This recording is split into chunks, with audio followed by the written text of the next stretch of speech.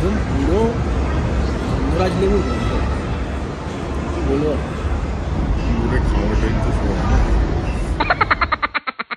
Welcome to besties on road.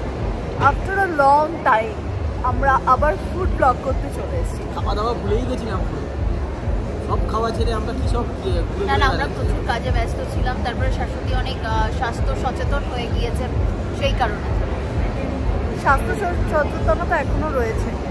তবে আজকে আমরা রয়েছি ক্যাফে বেজুনায়।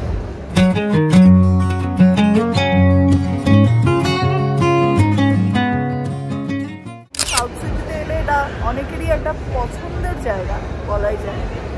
তো আজকে বেশ কিছু ওদের সিগনেচার ডিশ, সেগুলো আমরা ট্রাই করবো।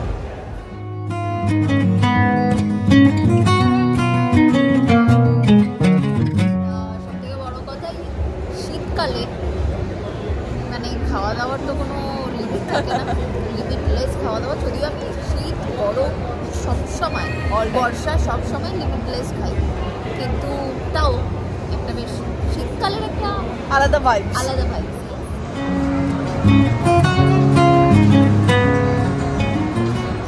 ইনস্টাওয়ার্দি একটা ক্যাফে, অসম্ভব সব জায়গায় ফটোজেনিক একটা বিষয় রয়েছে, যেখানে দাঁড়াবেন সেখানে সুন্দর ছবি আসবে।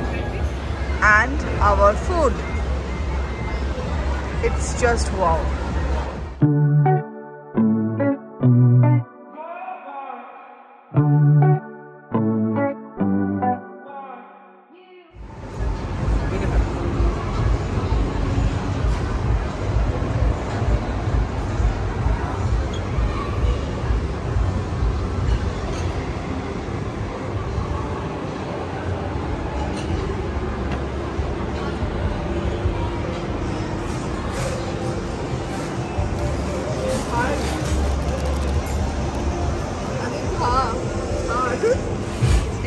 সবাই খাবার নিয়ে সময় নষ্ট করে না, আমি তো খাবার নিয়ে সময় নষ্ট করি না। আহা, একদম পুরো গন্ধরাজ লেবুর গন্ধ। কি বলবো, কি করে খাওয়াটাই তো সব না। শুরু করি, হ্যাঁ, সময় নষ্ট করতে পারছি। ওকে বয়স,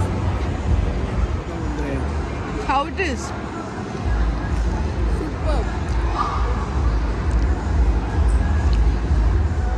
খাওয়াটাও করে দেবে না আমার মতন করে।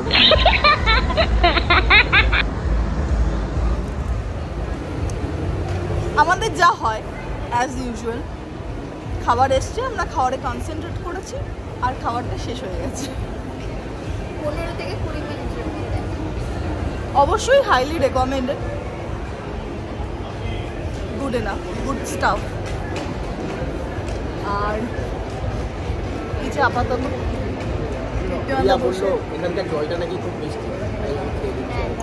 জল খাচ্ছে, দিয়া এখানে একটু হেলান দিয়ে রেস্ট নিচ্ছে, আমি বসে ব্লগ করছি।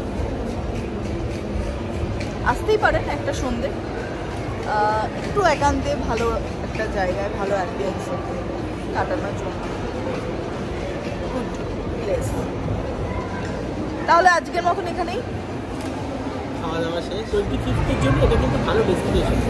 একদম বেস্টিজ অন রোড। এবার বাড়ি যাবে, দেখা হচ্ছে পরে আরেকটা ব্লগে। সঙ্গে থাকুন, স্টে টিউন।